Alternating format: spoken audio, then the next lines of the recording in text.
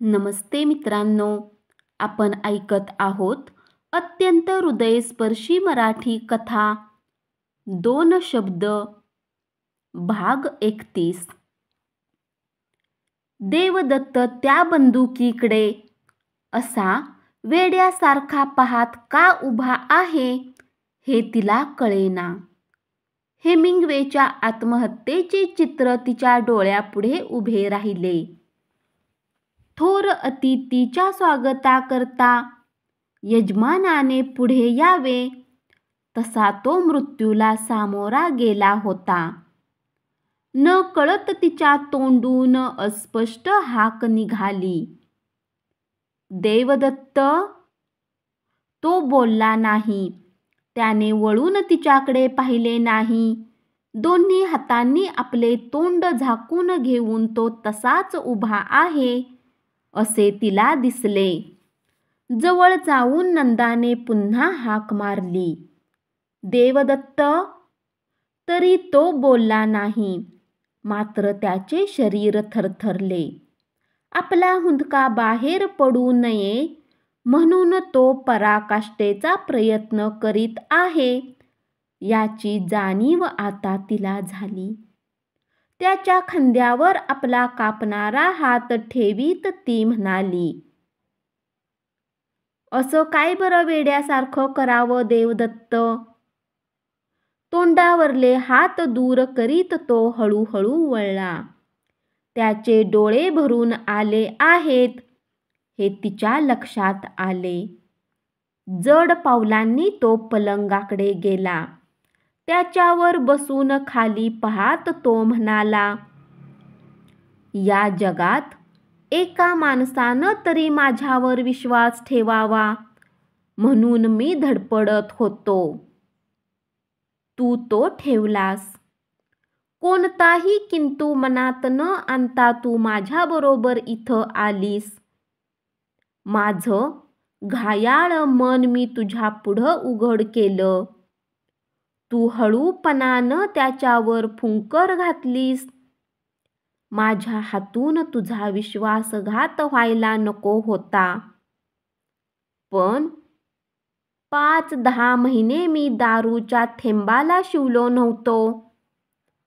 आज या दगलबाज दोस्त्यांनी आवेगानं आपलं तोंड झाकून घेऊन अपराधी मुलासारखा तोच फुंदू लागला.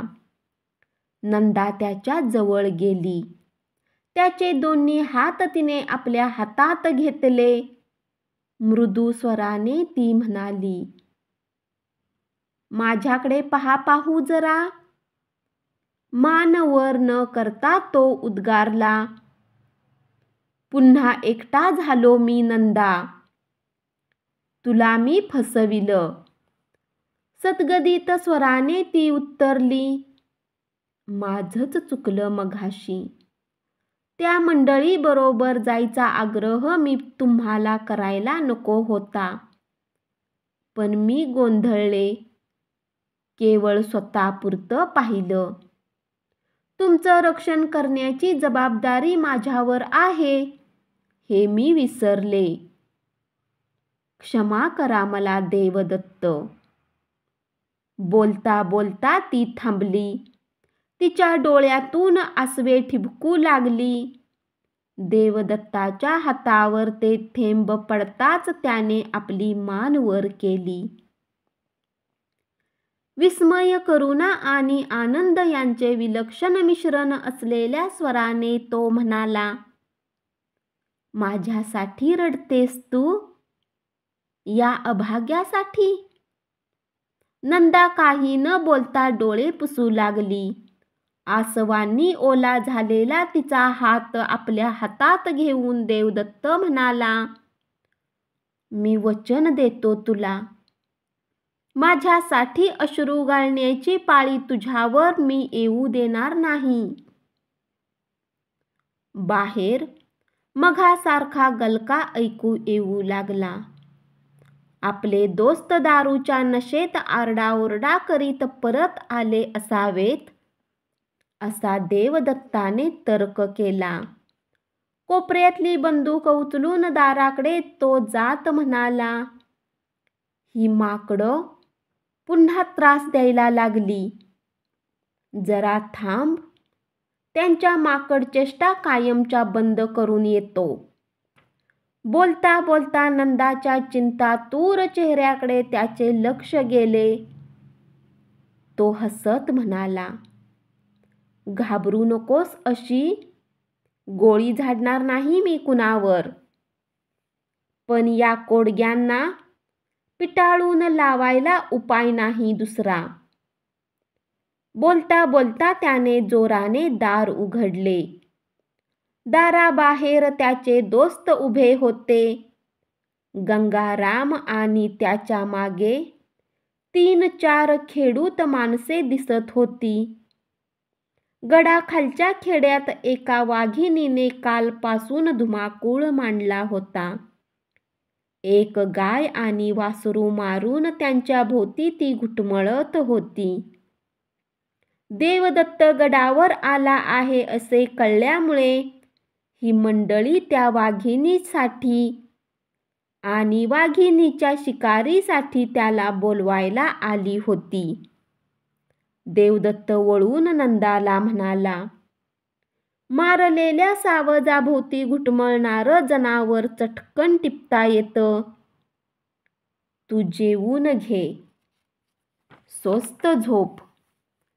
सकाळी विलासपूरला जाऊ आपण. या वाघिणीचं कातडं भेट म्हणून तुला देणार आहे मी. नंदाच्या तोंडून शब्द बाहेर पडायच्या आधीच तो तीरासारखा खोलीतून निघून गेला. रात्रीचे 2 वाजून गेले होते तरीही नंदा जागीच होती. स्वैर कल्पनांच्या लाटावरती सारखी इकडून तिकडे फेकली जात होती. पहिल्यांदा देवदत्ताच्या काळजीने तिचे मन व्यग्र झाले. आज तो मोहाला बळी पडला होता खरा, मात्र आपली आठवण होऊन बैठकीतून मध्येच उठून आला होता. पण अपरात्रीच्या शिकारीला लागणारा सावधपणा त्याच्या अंगी असेल का? छे, आपण त्याला जाऊ द्यायला नको होतं, ती सारखी मनात म्हणत होती. गेल्या 10-12 तासात आपण जे पाहिले, जे ऐकले, जे वाचले, जे अनुभवले, ते सारे भयंकर असले तरी सत्य आहे. आपल्यासारख्या हाडामासाच्या जगात घडलेले आहे.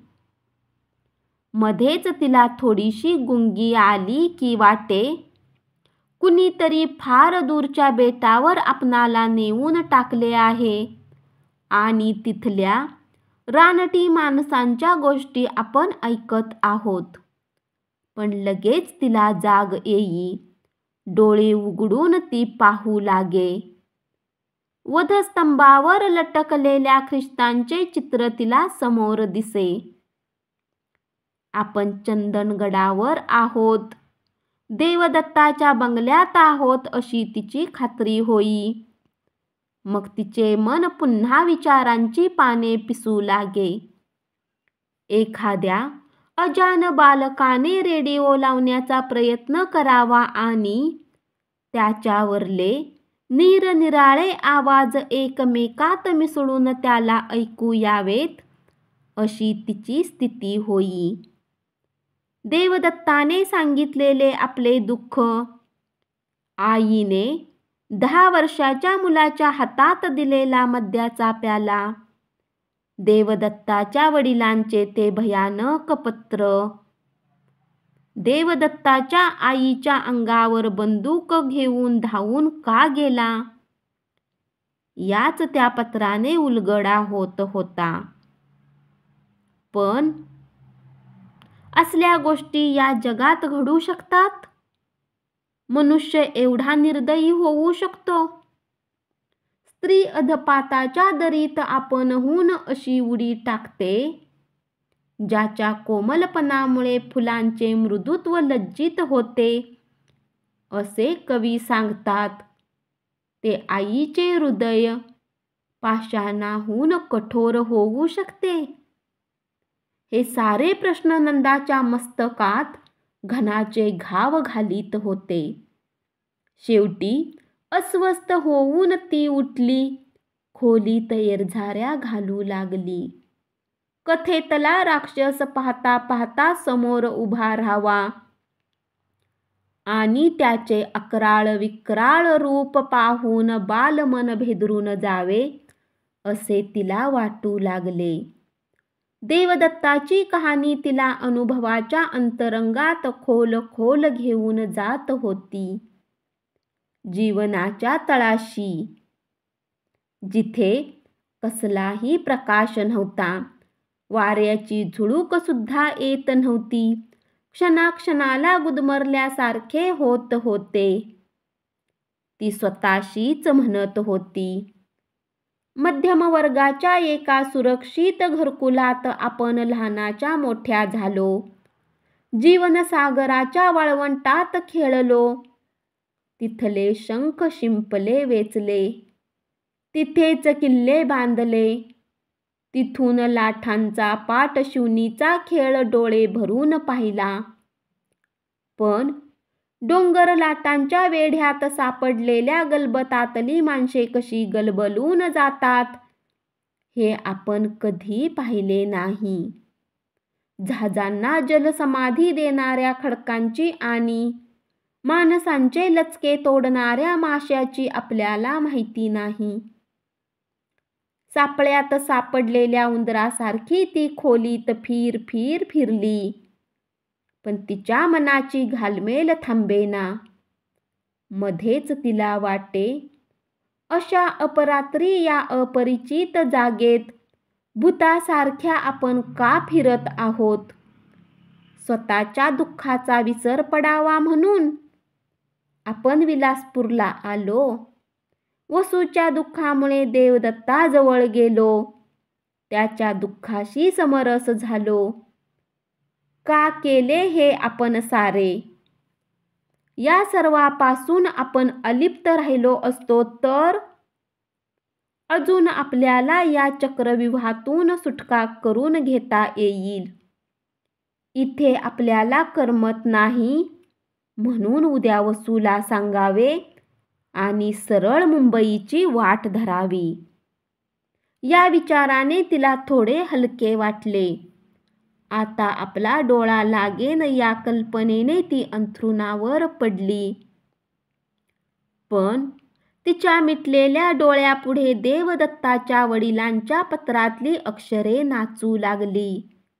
हळूहळू ती अधिक मोठी होऊ लागली. शेवटी आकाशाच्या पाटीवर विजेच्या लेखणीने कुणीतरी ती लिहित आहे असा तिला भास झाला. तिच्या मनात आले, माणूस किती दीर्घद्वेषी असतो. मृत्यूनंतर सुद्धा त्याची सुडाची इच्छा जिवंत राहते. तिचे मन देवदत्ताच्या आईविषयी विचार करू लागले. तिच्या पायी नवऱ्याने आत्महत्या केली. ती बाई आता महिनेच्या महिने तीर्थयात्रा करीत आहे. पापाची टोचणी असह्य झाल्यामुळे ती अशी फिरत असेल काय? हॅम्लेटची आई जगती वाचती तर तिने पुढे काय केले असते? जगाचा निरोप कोणत्या मनस्थितीत घेतला असता? शेवटी मानसिक थकव्याने तिचा डोळा लागला. पण त्या गुंगीतही तिचे विचारचक्र फिरतच राहिले. हॅम्लेटची आई आणि महाभारतातली सावित्री या दोघींच्या प्रेमाविषयी दासबाबू काय म्हणाले होते बरे? सावित्री सत्यवानाचीच बायको का झाली? तिचे लग्न अश्वत्थाम्याशी का झाले नाही? ते झाले असते तर महाभारत पुन्हा एकदा वाचायला हवे. त्यातली प्रत्येक व्यक्ती मानवाच्या सनातन दुःखाचा भार शिरावर घेऊन अनंत काळाच्या प्रवासाला निघाल्यासारखी वाटते.